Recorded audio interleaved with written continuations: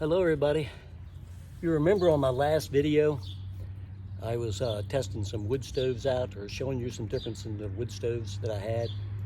Today I'm actually putting one of them to use. Today's video is not about wood stoves, but however it is about hot tent shelter camping. So I'm going to be setting up a camp in the backyard here because I always test my gear. I test everything that before I take it out in the wilderness, and this happens to be a brand new hot tent shelter that my lovely wife gave me for my birthday. So I decided to set it up and put the stove in here and try it out, and I'm going through a few tests, tweaking it a little bit. And I always assure everybody, or ask everybody that goes out, to make sure you test your gear before you go out. That's what these videos are really all about. Before I go out anywhere off grid, I set everything up, test it out, see if I like it, make some tweaks. And that's what I'm doing this weekend. I'm actually taking the time to set this thing up.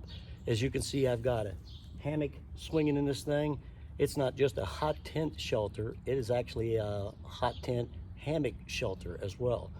So if you've never had one of these or saw one of these things are sweet. They really are. Because the advantage of having the hammock hanging up there or being up there is that's the heat zone. So all this heat that radiates from the wood stove actually makes its way up to you. And again, I don't sleep with a wood stove burning in the nighttime. I just don't. I trust my gear to keep me warm. It's really about making coffee. I just made a French press cup of coffee a little while ago, and it's about cooking, having ambiance, and just enjoying the outside. But with the hammock hot tent shelter, and this is not a review by no means. I don't promo one particular hammock over another or shelter over another. I have several different shelters that I use, but this one was a gift, and I set it up, and before I take it out and test it in the real world, I thought I'd set it up back here and actually spend a night in it. I've camped in some of these things when it was minus 13 degrees with a stove, and I was fine. It didn't bother me at all. So I'll take you around briefly and kind of show you my setup and show you some of the things I've done. I don't know if you can see, but under the wood stove itself, I've got a little circle of rocks, and I'll show you that in a minute. And the idea is those rocks will not only protect me from burning the ground, but it would also heat up the rocks a little bit and maybe make the heat last a little bit longer. I don't know, but it's something that I do. And I'm also testing out some new wood called pinion wood.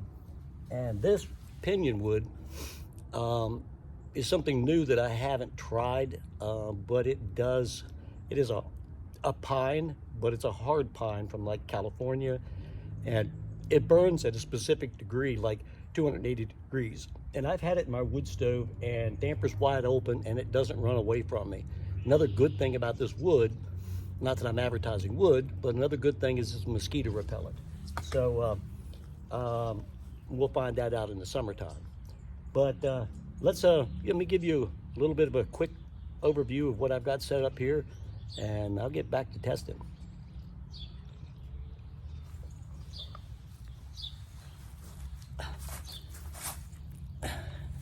As I was telling you about the stove, you see the rocks that are underneath of it. Those rocks kind of do heat up. But look at this thing. It's massive. There's actually room for a cot.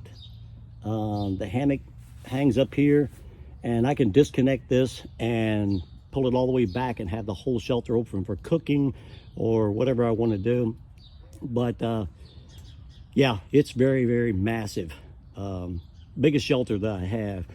But if you back out and look at my setup, you'll see the pipe on the chimney, and I've got tie outs on that chimney. And the reason why is if any wind comes up, it doesn't interfere with my stove jack. It doesn't move it around, even though this is very, let me see if I can get you a view. Even though this is removable, and I can replace this, so if it ever wears out, I can replace it, but it has a flat that if I don't burn the stove in it, I can roll the flap down and seal it off in the rain. But if you can see, I put a high visibility line on the outer corner just because I didn't want to trip over it. One thing about a hot tent If you notice, I've got stakes on this thing. You want this thing tight. You don't want this thing flapping around in the breeze and possibly causing your tent to catch on fire. And there's also a rule that when you run a hot tent, that you go with the 2 and 2 rule, 2 feet above your shelter and 2 feet from the wall. And it's just to keep things safe and make sure you have a nice night and no problems at all. I'm in the process of revamping my yard for testing. And I put a brand new stockade fence up, and if you can see there, I actually used a wooden dowel through the pole to give me a place to put straps because there is no tree on this side of the yard. But I did that for 2 reasons. One, for this shelter camping, and also I could just run a regular hammock out here in the summertime and go and have a view of the sunset. And if you notice the tagline hanging down, that's a water drip line. So if any water comes down, it comes down and actually runs down that drip line and doesn't make its way back into the shelter. So this is my setup out here, and I've got the same thing on the other side. It's kind of tied off to the fence in a couple places, but it's just to keep the integrity of the tent together. And I could run a ridge line all the way across this, which I did not at this time, but it would make this thing a little bit more sturdy, and it would give you a straighter roof line. But that's kind of it in a nutshell. And oh, I did want to show you one other thing. I don't know if you notice the difference in this. It actually has a slit in the back for your strap to come through, and this slit is cinched together. It runs up and down, so this thing can free float up and down, and it also acts like a vent in the very, very top. So yeah, so that's kind of what I'm doing, and I'm going to set and I'm going to enjoy. And if there's any other testing that I can do on this thing before I actually take it out and put it to through its paces in the wilderness, I'm going to do that. But in the meantime, I'm just going to sit here and I'm going to enjoy a cup of coffee and work the kinks out of this thing. And until the next video, remember, keep God first.